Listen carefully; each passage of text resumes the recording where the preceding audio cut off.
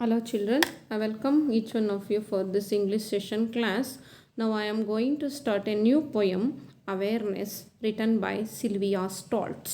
Written by Sylvia Stoltz poem, Awareness. Go to the page number 32 in your books, children, all of you. There is, before you going to read a poem, and we are going to create one of the activity for you all, and go to the page number 32 in your books. Go to the first main, children. We celebrate the World Water Day on March 22nd. All we know, children, on some of the dates are having on its own celebrative days. Isn't it, children? ಪ್ರತಿಯೊಂದು ದಿನಾಂಕದಂದು ಪ್ರಮುಖವಾಗಿರ್ತಕ್ಕಂಥ ದಿನಾಂಕಗಳು ಆ ದಿನದ ಪ್ರಾಮುಖ್ಯತೆಯನ್ನು ಸಾರುತ್ತವೆ. So some of the days are giving below in your book. Look at the words, children, all of you. February 4th. February 4th. It is a World Cancer Day. February 4th is a World Cancer Day. World cancer day ಅಂತ ಅದನ್ನು ಕರೀತಾರೆ ಮಕ್ಕಳು ಎಲ್ಲರೂ ಅದಕ್ಕೆ.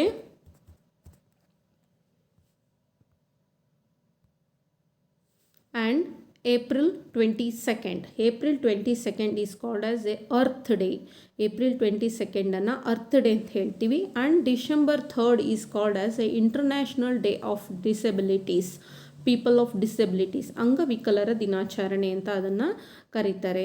So ಮಕ್ಕಳೇ, ಈ ಒಂದು ದಿನಗಳನ್ನು ಅಂದರೆ ಅಂಗಾಂಗ ವೈಫಲ್ಯ ಇರ್ತಕ್ಕಂಥ ಜನರಿಗೋಸ್ಕರನೇ ಈ ದಿನವನ್ನು ವಿಶೇಷವಾಗಿ ನೀವೆಲ್ಲರೂ ಸಹ ಆಚರಣೆಯನ್ನು ಮಾಡ್ತೀವಿ.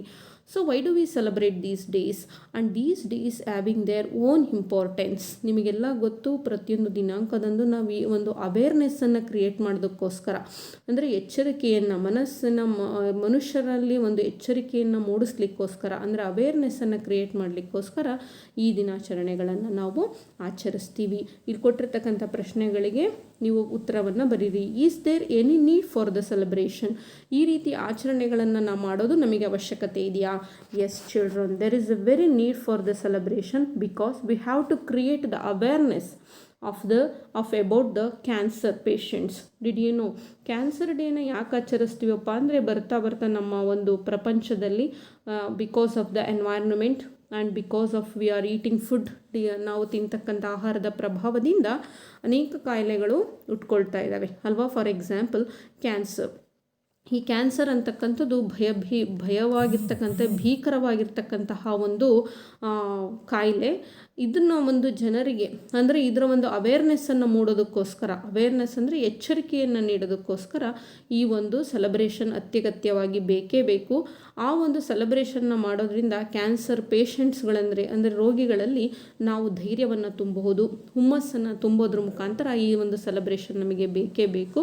ಅದೇ ರೀತಿ earth day, we should keep our earth clean. ನಾವು ನಮ್ಮ ಒಂದು ಭೂಮಿಯನ್ನು ಸ್ವಚ್ಛವಾಗಿಟ್ಕೋಬೇಕು. ಅಷ್ಟೇ ಅಲ್ಲ, ಈ ಅರ್ತ್ ಡೇಯನ್ನು ಮಾಡೋದ್ರ ಮೂಲಕ ನಮ್ಮ ಭೂಮಿಯನ್ನು ಯಾವ ರೀತಿ ಒಂದು ಗ್ಲೋಬಲ್ ವಾರ್ಮಿಂಗಿಂದ ಕಾಪಾಡ್ಕೋಬಹುದು, ಈ ರೀತಿಯಾಗಿರ್ತಕ್ಕಂಥ ಒಂದು ಎಲ್ಲ ವಿಷಯಗಳನ್ನು ನಾವು ಈ ಭೂಮಿ ಒಂದು ಅರ್ತ್ ಡೇನ ಸೆಲೆಬ್ರೇಟ್ ಮಾಡೋದ್ರಿಂದ ತಿಳ್ಕೊಬಹುದು. ಇನ್ನು ಇಂಟರ್ನ್ಯಾಷನಲ್ ಡೇ ಆಫ್ ಡಿಸೆಬಿಲಿಟಿ. ನಮಗೆ ಗೊತ್ತು, ನಾವು ಎಲ್ಲ ಅಂಗಾಂಗಗಳು ಸರಿಯಾಗಿದ್ರೇ ನಾವು ಕೆಲಸ ಮಾಡೋದು ಭಾಳ ಕಷ್ಟ. ಆದರೆ we are seeing some of the peoples are not having their hands and also disable from the legs. ಕೈ ಇಲ್ದಿದ್ದವ್ರನ್ನ ನಾವು ನೋಡ್ತೀವಿ. They are very talented and they are expose their talented in different fields. Isn't it children? ಆ ಮಕ್ಕಳು ಬೇರೆ ಬೇರೆ ಫೀಲ್ಡಲ್ಲಿ ತಮ್ಮನ್ನು ತಾವು ತೊಡಗಿಸ್ಕೊಂಡು ನಮಗಿಂತನೂ ಅತ್ಯಂತ ಹೆಚ್ಚು ಕ್ರಿಯಾತ್ಮಕರಾಗಿ ಅವರೇನು ಮಾಡ್ತಾ ಇರ್ತಾರೆ, ತಮ್ಮ ಒಂದು ಚಟುವಟಿಕೆಗಳನ್ನು ಮೂಡಿಸ್ತಾ ಇರ್ತಾರೆ. ಅವರಲ್ಲಿ ಬದುಕಿಗೆ ಒಂದು ಹಾಸ್ಯನ ತುಂಬಿಸ್ಲಿಕ್ಕೋಸ್ಕರ ನಮ್ಮ ಒಂದು ಹಸ್ತಗಳನ್ನು ಚಾಚೋದ್ರ ಮುಖಾಂತರ ಅಂಥ ಜನಗಳನ್ನು ಕಾಪಾಡುವಲ್ಲಿ ನಿಮ್ಮೆಲ್ಲರ ಒಂದು ಪಾತ್ರ ಬಹಳ ಮುಖ್ಯ ಆಗಿರುತ್ತೆ. So this is the very special day for all of us to lead a good life. ಉತ್ತಮವಾಗಿರ್ತಕ್ಕಂಥ ಜೀವನವನ್ನು ನಡೆಸಬೇಕಾದ್ರೆ ಇವೆಲ್ಲವನ್ನು ನಾವು ಮಾಡಲೇಬೇಕು. So go to the second one, children. Study the pictures. There are 4 pictures of earth are giving in a different way. ಅಲ್ವಾ, ನಮ್ಮ ಭೂಮಿಯ 4 ವಿಭಿನ್ನವಾಗಿರ್ತಕ್ಕಂಥ ಚಿತ್ರಗಳನ್ನು ಅಲ್ಲಿ ಕೊಟ್ಟಿದ್ದಾರೆ. Look at the first one, that is the picture of a earth. The earth is smiling, the earth is smiling they are the sun is smiling. Imagine yourself, ನಿಮ್ಮ ರೀತಿಯಾಗಿ ಅದನ್ನು imagine ಮಾಡ್ಕೊಳ್ಳಿ. ಸೂರ್ಯ ಅಲ್ಲಿ ನಗುತ್ತಾ ಇದ್ದಾನೆ. ಎರಡನೇ ಚಿತ್ರದಲ್ಲಿ ಸೂರ್ಯ ಧಗ ಧಗ ಅಂತ ಉರಿತಾ ಇದ್ದಾನೆ. And the third picture there is a earth and the above earth we are seeing the tree.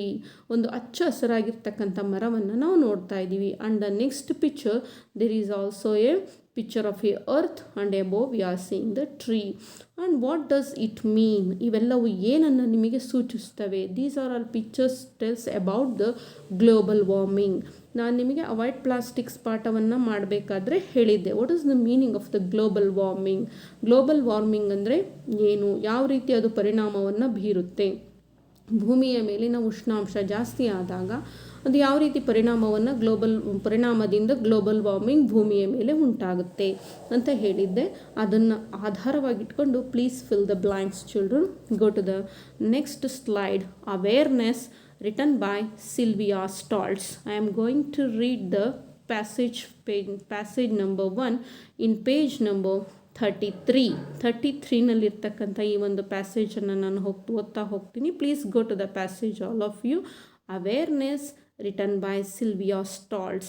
Basically children, this is the poem about the pollution, what the pollution is happening on the earth. ಭೂಮಿ ಮೇಲೆ ಉಂಟಾಗ್ತಕ್ಕಂಥ ಒಂದು ಪೊಲ್ಯೂಷನನ್ನು ಆಧಾರವಾಗಿಟ್ಕೊಂಡು ಇಲ್ಲಿ Sylvia ಸ್ಟಾಲ್ಟ್ಸ್ ಅವರು ತಮ್ಮ ಅಭಿಪ್ರಾಯಗಳನ್ನು ವ್ಯಕ್ತಪಡಿಸ್ತಾ ಹೋಗಿದ್ದಾರೆ, ತಮ್ಮ ಅನಿಸಿಕೆಗಳನ್ನು ಹೇಳ್ತಾ ಹೋಗಿದ್ದಾರೆ. How the 3 pollution, it means land pollution, ಅಂದರೆ it also the soil pollution and also water pollution and air pollution, and what measures we took to avoid this pollution. ಈ ಪೊಲ್ಯೂಷನನ್ನು ಅವಾಯ್ಡ್ ಮಾಡಬೇಕಾದ್ರೆ ನಾವು ಏನೆಲ್ಲ ಒಂದು ಕ್ರಮಗಳನ್ನು ಕೈಗೊಳ್ಳಬೇಕಾಗುತ್ತೆ. and what measures do we need to avoid the pollution? Let me go children. Go to the first paragraph. In this first paragraph, the poet explains about how the soil pollution or the land pollution is taking place nowadays. ಈಗ ಯಾವ ರೀತಿ ಅದು ನಡೀತಾ ಇದೆ ಅನ್ನೋದನ್ನು ಈ first ಪ್ಯಾರಾಗ್ರಾಫದಲ್ಲಿ ಕವಿ ತಮ್ಮ ಒಂದು ಅನಿಸಿಕೆಗಳ ಮುಖಾಂತರ ಹೇಳ್ತಾ ಹೋಗಿದ್ದಾರೆ. Broken bottles and charred pieces of glass, waded up newspapers tossed on the grass, pouring of concrete and tearing out trees. This is the environment that surrounds me. Broken bottles and charred pieces of glass, waded up newspapers tossed on the grass, pouring of concrete and tearing out trees. This is the environment that surrounds me. ಇಲ್ಲಿ ಕವಿ ತಮ್ಮ ಅಭಿಪ್ರಾಯವನ್ನು Sylvia ಸ್ಟಾಲ್ಟ್ಸ್ ಅವರು ಹೇಳ್ತಾ ಹೋಗ್ತಾರೆ. Broken bottles ಅಂದರೆ ಮುರಿದು ಹೋಗಿರ್ತಕ್ಕಂತಹ ಬಾಟಲ್ಸ್ಗಳು, and charred pieces of glass. Charred means half burnt, ಅಂದರೆ ಅರ್ಧ ಬೆಂದಿರ್ತಕ್ಕಂತಹ ಬಾಟಲಿಗಳು, ಸುಟ್ಟಂಥ ಗ್ಲಾಸಿನ ಬಾಟಲಿಗಳಾಗಿರ್ಬೋದು ಅಥವಾ ಚೂರುಗಳಾಗಿರ್ಬೋದು. Charred pieces of glass, pieces means ಚೂರುಗಳು, ಅರ್ಧ ಸುಟ್ಟು ಬೆಂದಿರ್ತಕ್ಕಂತಹ ಒಂದು ಗ್ಲಾಸಿನ ಪೀಸುಗಳು. ವ್ಯಾಡೆಡ್ ಅಪ್ ನ್ಯೂಸ್ ಪೇಪರ್ಸ್, ನಮಗೆ ಗೊತ್ತು what we are eating. After we eating the newspapers we should waded up. Waded up means ಸುತ್ತಿ ಅದನ್ನು ಸುರುಳಿ ಆಕಾರದಲ್ಲಿ ಸುತ್ತಿಬಿಟ್ಟು ಬಿಸಾಕ್ತೀವಿ ಆನ್ ದ ಗ್ರಾಸ್ ಅಲ್ವಾ. And pouring of concrete, all we are seeing the concrete, ಅಂದರೆ ಬಿಲ್ಡಿಂಗ್ ಮೇಲೆ building ಆಗ್ತಾ ಇರೋದನ್ನು ನಾವು ನೋಡ್ತಾನೆ ಇದ್ದೀವಿ. ಆ್ಯಂಡ್ ಟ್ಯಾರಿಂಗ್ ಔಟ್ ಟ್ರೀಸ್, ಆ ಕಾಂಕ್ರೀಟ್ ಬಿಲ್ಡಿಂಗ್ಗಳನ್ನು ಮನೆ ಮೇಲೆ ಮನೆಯನ್ನು ಕಟ್ಟಿಸೋದಕ್ಕೋಸ್ಕರ ಮನುಷ್ಯ ತನ್ನ ಸುತ್ತಮುತ್ತಲೇ ಇರ್ತಕ್ಕಂತಹ ಒಂದು ಮರಗಳನ್ನೆಲ್ಲ ಅವನೇನು ಮಾಡ್ತಾ ಇದ್ದಾನೆ, ಟ್ಯಾರಿಂಗ್ ಔಟ್ ಅಂದರೆ ಕತ್ತರಿಸ್ತಾ ಇದ್ದಾನೆ. This is the environment that surrounds me, ಈ ರೀತಿಯ ಪರಿಸರ ನನ್ನ ಸುತ್ತಮುತ್ತ ಇದೆ ಅಂತಕ್ಕಂಥದ್ದು ಕವಿಯ ಒಂದು ಅನಿಸಿಕೆ. ಬ್ರೋಕನ್ ಬಾಟಲ್ಸ್ ಅಂದರೆ ಮುರಿದು ಹೋಗಿರ್ತಕ್ಕಂತಹ bottles, and charred pieces of glass, ಅರ್ಧ ಸುಟ್ಟು ಬೆಂದಂತಹ ಗಾಜಿನ ಪೀಸಸ್ಗಳು ಅಂದರೆ ತುಣುಕುಗಳು. ವ್ಯಾಡಿಡ್ ಅಪ್ ನ್ಯೂಸ್ ಪೇಪರ್ಸ್, ಮುದುರಿರ್ತಕ್ಕಂತಹ ಅಂದರೆ ಸುರುಳಿಯಾಕಾರ ಮಾಡಿರ್ತಕ್ಕಂತಹ ಒಂದು ಕಾಗದದ ಅಂದರೆ ಪೇಪರಿನ ಒಂದು ಪೀಸಸ್ಗಳು. ನ್ಯೂಸ್ ಪೇಪರ್ನ ಅಂದರೆ ವೃತ್ತಪತ್ರಿಕೆ ಆಗಿರ್ಬೋದು ಅಥವಾ ವಾರ್ತಾಪತ್ರಿಕೆಗಳಾಗಿರ್ಬೋದು, ಅದನ್ನು ಏನು ಮಾಡಿದರೆ ಹುಲ್ಲಿನ ಮೇಲೆ ಬಿಸಾಕಿರ್ತಕ್ಕಂಥದ್ದು. ಪೋರಿಂಗ್ ಆಫ್ ಕಾಂಕ್ರೀಟ್ ಅಂದರೆ ದೊಡ್ಡ ದೊಡ್ಡ ಕಟ್ಟಡಗಳು, ಕಾಂಕ್ರೀಟಿನಿಂದ ಕಟ್ಟಲ್ಪಟ್ಟಿರತಕ್ಕಂತಹ ದೊಡ್ಡ ದೊಡ್ಡ ಕಟ್ಟಡಗಳು. ಆ ಕಟ್ಟಡಗಳನ್ನು ಕಟ್ಟಲಿಕ್ಕೆ ಮರಗಳನ್ನು ಏನು ಮಾಡ್ತಾ ಇದ್ದಾರೆ, ಬುಡ ಸಮೇತವಾಗಿ ಟ್ಯಾರಿಂಗ್ ಔಟ್ ಅಂದರೆ ಕಿತ್ತು ಬಿಸಾಕ್ತಾ ಇದ್ದಾರೆ. This is the environment that surrounds me. ಇಂತಹ ಒಂದು ಪರಿಸರದಲ್ಲಿ ನಾನು ಬದುಕ್ತಾ ಇದ್ದೀನಿ ಅಂತ ಒಂದು ಪ್ರಶ್ನಾರ್ಥಕ ಚಿಹ್ನೆಯನ್ನು ತನ್ನದೇ ಆಗಿರ್ತಕ್ಕಂಥ ರೀತಿಯಲ್ಲಿ ಕವಿ ಒಂದು ಪ್ರಶ್ನಾರ್ಥಕ ಚಿಹ್ನೆಯನ್ನು ಇಲ್ಲಿ ಕೊಟ್ಟಿದ್ದಾರೆ. ಅಂದರೆ ತನಗೆ ತಾನು ಪ್ರಶ್ನೆಯನ್ನು ಕೇಳುವ ರೀತಿಯಲ್ಲಿ ಈ ಒಂದು ಕೆಟ್ಟ ಪರಿಸರದಲ್ಲಿ ನಾನು ಬದುಕ್ತಾ ಇದ್ದೀನಿ, ನನ್ನ ಸುತ್ತಮುತ್ತ ಇಂತಹ ಪರಿಸರ ಇದೆ. ಅಂದರೆ ಮಕ್ಕಳೇ, ಇಲ್ಲಿ ಒಂದು ಲ್ಯಾಂಡ್ ಪೊಲ್ಯೂಷನ್, ಭೂಮಿಯ ಒಂದು ಪೊಲ್ಯೂಷನ್, ಮಾಲಿನ್ಯ ಯಾವ ರೀತಿ ಉಂಟಾಗ್ತಾ ಇದೆ. ಅವಿಸ್ the pollution is going up and broken bottles, charred pieces of glass, wadded up newspapers, pouring of concrete, tearing out trees. These are all the terms shows that the pollution of a land. Isn't it, children? Go to the picture. How is the pollution is taking place? Look at your children. The land pollution is full of a plastic. That is one of the non-biodegradable thing we are seeing, and that is the some of the animals are eating that plastic items. It is very creating very unnatural way of pollution on the earth. Isn't it, children? Go to the second paragraph of the poem. And poisons and insecticides sprayed on our food, oceans filling with thick oil crude, all sea life destined to a slow, awful doom. These are the things we are to consume.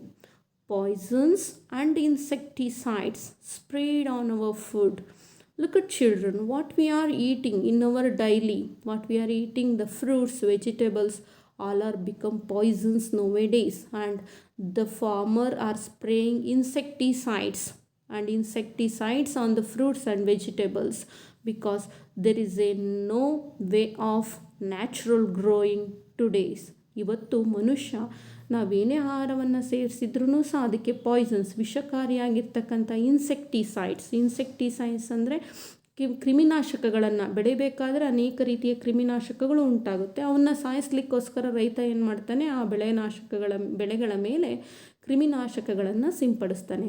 That is directly or indirectly we are eating daily in our daily foods. ನಮ್ಮ ದಿನನಿತ್ಯ ಜೀವನದಲ್ಲಿ ನಾವು ಅದನ್ನು ಸೇವಿಸ್ತಾ ಇದ್ದೀವಿ. And oceans filling with thick oil crude.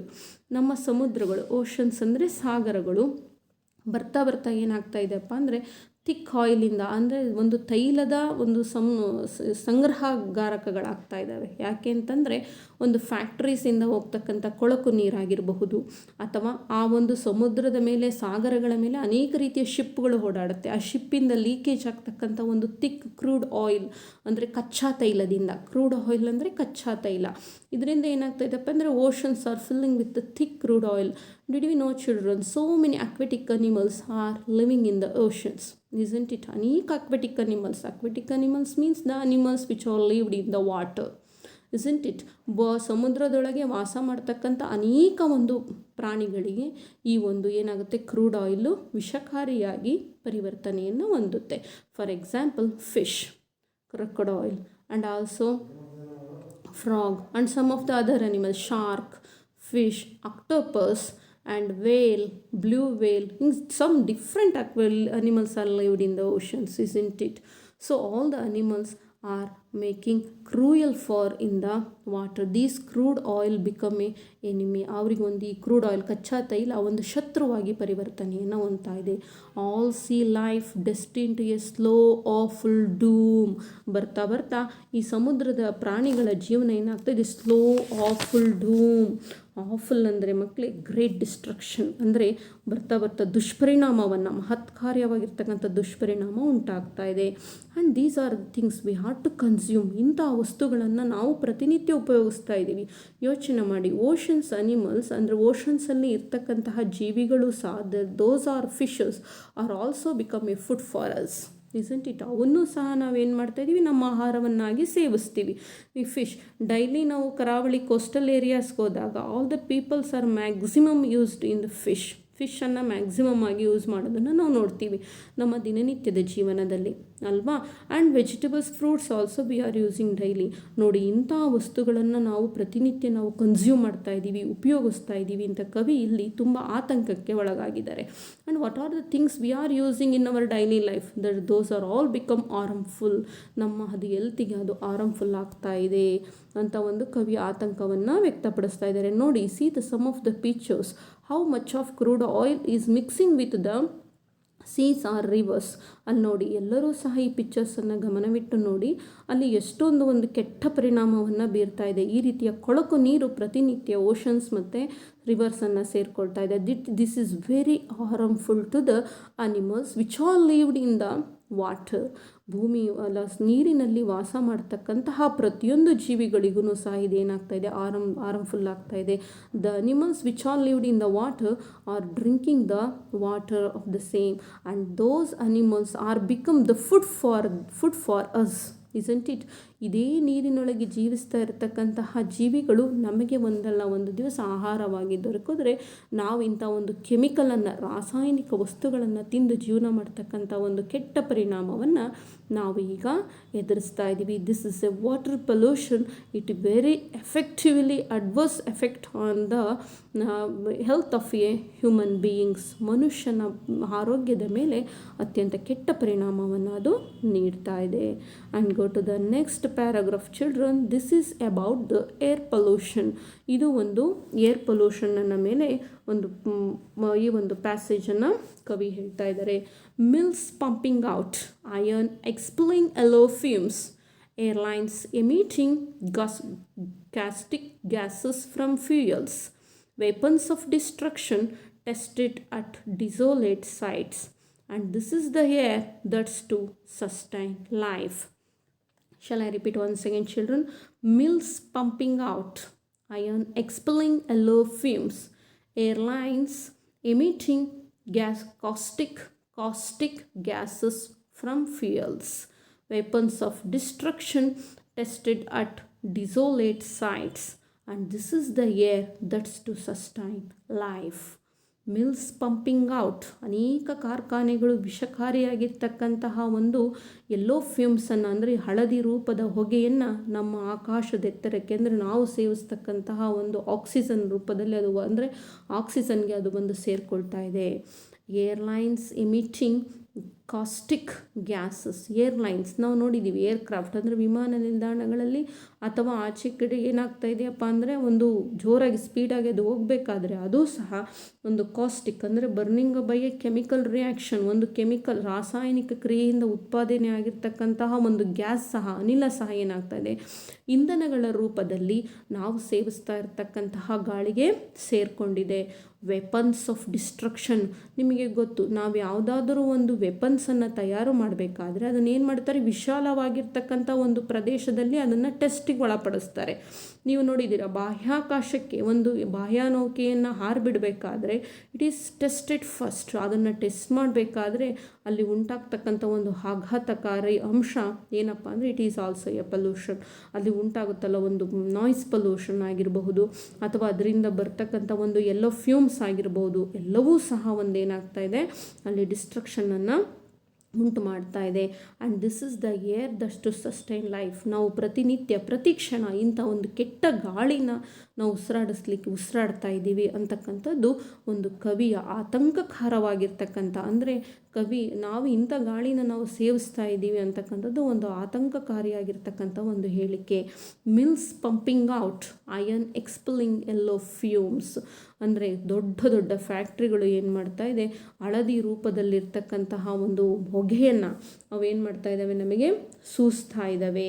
ಆ ಒಂದು ಕೆಟ್ಟ ಹೊಗೆಯನ್ನು ನಾವು ಸೇವಿಸ್ತಾ ಇದ್ದೀವಿ. ಏರ್ಲೈನ್ಸ್ ಎಮಿಟಿಂಗ್, ಏರ್ಲೈನ್ಸ್ ಅಂದರೆ ಏರೋಪ್ಲಾನ್ಗಳು ಹಾರಬೇಕಾದ್ರೆ ಅದರಿಂದ ಬರ್ತಕ್ಕಂತಹ ಒಂದು ಕೆಮಿಕಲ್ ರಿಯಾಕ್ಷನಿಂದ ಉಂಟಾಗಿರ್ತಕ್ಕಂಥ ಒಂದು ಗ್ಯಾಸ್ ಅಂದರೆ ಅನಿಲ, that is also A fuel, ಇಂಧನ. ಅದು ಇಂಧನವನ್ನಾಗಿ ಉಪಯೋಗಿಸ್ತಾರೆ, ಆದರೆ ಅದು ನಮಗೆ ಒಂದು ವಿಷಕಾರಿಯಾಗಿರ್ತಕ್ಕಂಥ ನಾವು ಸೇವಿಸ್ತಕ್ಕಂಥ ಗಾಳಿನಲ್ಲಿ ಅದು ಸೇರಿಕೊಂಡಿದೆ. Weapons of destruction tested at desolate sites. ವಿಶಾಲವಾಗಿರ್ತಕ್ಕಂತಹ ಸ್ಥಳದಲ್ಲಿ ಒಂದು ಯಾವುದಾಗಿರ್ತಕ್ಕಂಥ ಒಂದು ವೆಪನ್ಸನ್ನು ಅಂದರೆ ಒಂದು ಬಾಹ್ಯಾಕಾಶದ ನೌಕೆಯನ್ನು ಯಾವುದೋ ಒಂದು ಟೆಸ್ಟ್ ಮಾಡಲಿಕ್ಕೆ ಬಳಸ್ತಾರೆ. ಆವಾಗಲೂ ಅದ್ರೂ ಸಹ ಏನಾಗ್ತಾ ಇದೆ, ಒಂದು ಈ ಸೈಂಟಿಫಿಕ್ಕಾಗಿ ಅದನ್ನು ಮಾಡಲಿಕ್ಕೆ ಹೋದ್ರೂ ಸಹ ಅದರಿಂದನೂ ಸಹ ನಮಗೆ ಡಿಸ್ಟ್ರಕ್ಷನ್ ಆಗ್ತಾ ಇದೆ, ಅಂದರೆ ಆತಂಕಕಾರಿ ಆಗ್ತಾ ಇದೆ, ನಮಗದು ತೊಂದರೆಯನ್ನು ಉಂಟು ಮಾಡ್ತಾ ಇದೆ. ಇಂಥ ಒಂದು ಏರ್ ಪೊಲ್ಯೂಷನ್ ಮಧ್ಯೆ ನೀವೆಲ್ಲರೂ ಸಹ ಬದುಕ್ತಾ ಇದ್ದೀವಿ. ನೋಡಿ ಇಲ್ಲಿ, look at the pictures of the factors children, how the yellow fumes are joining to the air in our environment. ನಮ್ಮ ಪರಿಸರದಲ್ಲಿ ಈ ಒಂದು ಯಾವ ರೀತಿಯಾಗಿರ್ತಕ್ಕಂಥ ಕೆಟ್ಟ ಒಂದು ಗಾಳಿ ನಮ್ಮ ಪರಿಸರಕ್ಕೆ ಸೇರಿಕೊಳ್ತಾ ಇದೆ. This is the very destruction of a man. How to sustain life in your surroundings. ನಮ್ಮ ಒಂದು ದಿನನಿತ್ಯದ ಜೀವನವನ್ನು ನಾವು ಹೇಗೆ ನಡೆಸ್ತಕ್ಕಂಥದ್ದು ಅಂತಕ್ಕಂಥದ್ದು ಕವಿಯ ಒಂದು ಆತಂಕಕಾರಿಯಾಗಿರ್ತಕ್ಕಂಥ ಒಂದು ಹೇಳಿಕೆ. Go to the last paragraph. There has to be something that someone can do, like raise the awareness to those around you. That if we don't heed the problem at hand, it's your life that's at stake, the destruction of a man. There has to something that someone can do, like raise the awareness to those around you, that if we don't heed the problem at hand, it's your life that's at stake, the destruction of a man. There has to be something. ನಾವೆಲ್ಲರೂ ಸಹ ಏನನ್ನಾದರೂ ಮಾಡಲೇಬೇಕು. That someone can do. ಯಾರು ಏನು ಮಾಡ್ತಾರೋ ಗೊತ್ತಿಲ್ಲ, ಯಾರಾದರೂ ಏನಾದರೂ ಒಂದು ಕೆಲಸವನ್ನು ಮಾಡಲೇಬೇಕು. Like raise the awareness. ಈ ಒಂದು ಏರ್ ಪೊಲ್ಯೂಷನ್, ವಾಟರ್ ಪೊಲ್ಯೂಷನ್ ಮತ್ತು ಲ್ಯಾಂಡ್ ಪೊಲ್ಯೂಷನ್ ಮೇಲೆ ಆಗ್ತಕ್ಕಂತಹ ಒಂದು ಪೊಲ್ಯೂಷನ್ ಮೇಲೆ, ಮಾಲಿನ್ಯದ ಮೇಲೆ ಅವೇರ್ನೆಸ್ಸನ್ನು ಕ್ರಿಯೇಟ್ ಮಾಡಬೇಕು, ಅಂದರೆ ಎಚ್ಚರಿಕೆಯನ್ನು ಮೂಡಿಸಬೇಕು. To those around you, we should survival of this earth. ನಾವು ಈ ಭೂಮಿಯನ್ನು ಉಳಿಸ್ಕೊಳ್ಳೇಬೇಕು. ಅದಕ್ಕೆ ಪ್ರತಿಯೊಬ್ಬರಲ್ಲೂ ಸಹ ನಾವು ಅವೇರ್ನೆಸ್ಸನ್ನು ಕ್ರಿಯೇಟ್ ಮಾಡಬೇಕು. That we don't heed the problem at hand. ನಾವು ನಮ್ಮ ಮುಂದಿರ್ತಕ್ಕಂಥ ಈ ಸಮಸ್ಯೆಯನ್ನು, ಹೀಡ್ ಅಂತಂದರೆ ಒಂದು ಸಮಸ್ಯೆ, ಪೇ ಕೇರ್ಫುಲ್ ಅಟೆನ್ಷನ್, ಒಂದು ಸಮಸ್ಯೆಯ ಬಗ್ಗೆ ದೀರ್ಘವಾಗಿರ್ತಕ್ಕಂಥ ಅಟೆನ್ಷನನ್ನು ಇಡೋದಕ್ಕೆ ಹೀಡ್ ಅಂತ ಹೇಳ್ತಾರೆ. That we don't heed the problem at hand. ನಮ್ಮ ಕೈಯಲ್ಲಿ ಇಂತಹ ಒಂದು ಆಘಾತಕಾರವಾಗಿರ್ತಕ್ಕಂತಹ ಒಂದು ಪ್ರಾಬ್ಲಮನ್ನು ಇಟ್ಕೊಂಡು ನಾವು ಸುಮ್ಮನೆ ಕೂರಬಾರ್ದು. It's your life that's at stake. ಇದು ನಮ್ಮ ಜೀವನವನ್ನು ನಾವು ರಿಸ್ಕಿಗೆ ಹಾಕಬಾರ್ದು, ಅಂದರೆ ನಾವು ಎಚ್ಚರಿಕೆಯಿಂದ ಕಾಪಾಡಿಕೊಳ್ಬೇಕು. ಇಲ್ಲ ಅಂತಂದರೆ ಮುಂದೊಂದು ದಿನ ಮಾನವ ಜನಾಂಗದ ಒಂದು ಏನಾಗುತ್ತೆ, ಡಿಸ್ಟ್ರಕ್ಷನ್ ಆಗುತ್ತೆ, ಅಂದರೆ ನಾಶ ಆಗುತ್ತೆ, ಅಳಿವಿನ ಅಂಚಿಗೆ ಮನುಷ್ಯ ಜನಾಂಗ ಸಾಗುತ್ತೆ ಅಂತಕ್ಕಂಥದ್ದು ಕವಿಯ ಆಶಯ. ಅಂದರೆ ಯಾರೇ ಆಗಿರ್ಬೋದು, ನಾವೇ ಆಗಲಿ ನೀವೇ ಆಗಲಿ, we should create awareness about our environment. ನಮ್ಮ ಪರಿಸರದ ಬಗ್ಗೆ ನಮಗೆ ಅವೇರ್ನೆಸ್ ಇರಬೇಕು, ಎಚ್ಚರಿಕೆ ಇರಬೇಕು. There has to be something. ನಾವು ಏನಾದ್ರೂ ಅದ್ರ ಬಗ್ಗೆ ಮಾಡಲೇಬೇಕು. That someone can do. ಯಾರು ಏನು ಮಾಡ್ತಾರೋ ಗೊತ್ತಿಲ್ಲ, ನಾನು ಮಾಡಬೇಕು. ಅಂದರೆ ಮಕ್ಕಳೇ, ನೀವು ಸಹ ಮಾಡಬೇಕು. Like raise the awareness. ನಮ್ಮ ಒಂದು ಎಚ್ಚರಿಕೆಯನ್ನು ನಾವು ಮೂಡಿಸ್ಬೇಕು. ನಮ್ಮ ಪರಿಸರವನ್ನು ಯಾವ ರೀತಿ ಇಟ್ಕೋಬೇಕು ನಾನು ನಿಮಗೆ ಅವಾಯ್ಡ್ ಪ್ಲಾಸ್ಟಿಕ್ಸನ್ನು ಮಾಡಬೇಕಾದ್ರೆ ಹೇಳಿದ್ದೆ. V should not use the plastics. ನಾವು ಪ್ಲಾಸ್ಟಿಕ್ಕನ್ನು ಯೂಸ್ ಮಾಡಬಾರ್ದು. ಅದರ ಬದಲಾಗಿ ಪೇಪರ್ ಬ್ಯಾಗ್ಸ್, ಕ್ಲಾತ್ ಬ್ಯಾಗ್ಸನ್ನು ನಾವು ಯೂಸ್ ಮಾಡಬೇಕು. ಈ ರೀತಿಯ ಒಂದು ಎಚ್ಚರಿಕೆ ಗಂಟೆಗಳನ್ನು ಬರೀ ಎನ್ವೈರ್ನ್ಮೆಂಟಲ್ ಡೇ ದಿವಸ ಬರೀ ಪರಿಸರ ದಿನಾಚರಣೆಯನ್ನು ಆಚರಿಸಿ ಗಿಡ ನೆಟ್ಟರೆ ಅಷ್ಟೇ ಆಗಲ್ಲ. ಆ ಗಿಡಕ್ಕೋಸ್ಕರ ನಾವು ಒಂದು ಮರವನ್ನು ಬೆಳೆಸಿದರೆ ಆ ಮರದಿಂದ ಎಷ್ಟೆಲ್ಲ ಉಪಯೋಗಗಳನ್ನು ಪಡ್ಕೊಳ್ತೀವಿ ಅನ್ನೋದನ್ನು ನಾವು ತಿಳ್ಕೋಬೇಕು. ಆ್ಯಂಡ್ ಪ್ರತಿಯೊಬ್ಬರಲ್ಲೂ ನಮ್ಮ ಕೈಯಲ್ಲೇ ನಾವು ಸಮಸ್ಯೆಯನ್ನು ಇಟ್ಕೊಂಡು ಉತ್ತರಕ್ಕೋಸ್ಕರ ಅಲಿಬಾರ್ದು. We should create the problem and we should not create the problem. We should make sustain of our life. ನಮ್ಮ ಜೀವನವನ್ನು ನಾವೇ ರಕ್ಷಿಸ್ಕೊಳ್ಬೇಕು. ಅದಕ್ಕೋಸ್ಕರ ಇಲ್ಲ ಅಂತಂದರೆ ಮನುಷ್ಯ ಒಂದಲ್ಲ ಒಂದು ದಿವಸ ಅಳಿವಿನ ಅಂಚಿಗೆ ಸಾಕ್ತಾನೆ ಅಂತಕ್ಕಂಥದ್ದು ಪೊಯೆಟ್ ಆಗಿರ್ತಕ್ಕಂಥ ಸಿಲ್ವಿಯಾ ಸ್ಟಾಲ್ಟ್ಸ್ ಅವರ ಒಂದು ಅಭಿಪ್ರಾಯ. And children, I think you are all clearly understand about the poem. Go to the glossary words of this poem. It means new words. And in your books, in the page number 34, 33 and 34, we are finding these words, children.